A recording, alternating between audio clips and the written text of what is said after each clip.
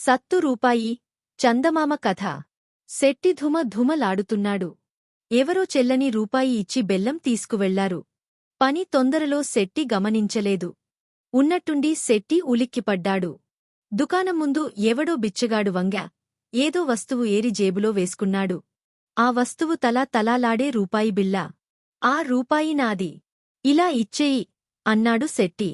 ధర్మప్రభువులు అబద్ధమాడుతున్నారు అన్నాడు బిచ్చగాడు. శెట్టివాడితో బేరమాడి తాను అర్ధరూపాయి ఇస్తే బిచ్చగాడు రూపాయి ఇచ్చేటట్టు రాజీపడ్డాడు. బిచ్చగాడు అర్ధరూపాయి తీసుకుని ఇంకో జేబులో నుంచి రూపాయి తీసి శెట్టికిచ్చి వెళ్ళిపోయాడు. ఇంతలో శెట్టి భార్య దుకాణం ముందు ఏదో వెతుకుతున్నది. అబ్బాయి అక్కడ రూపాయి పారేశాట. శెట్టి గుండె జారిపోయింది. బిచ్చగాడు అర్ధరూపాయి ఇచ్చి తన రూపాయి తాను తీసుకున్నాడు. శెట్టి తన చేతిలో ఉన్న రూపాయి చూసుకున్నాడు. అది కూడా సత్తు రూపాయి. తెల్లవారి లేచి శెట్టి 2 సత్తు రూపాయిలు సంపాదించాడు. కథ సమాప్తం.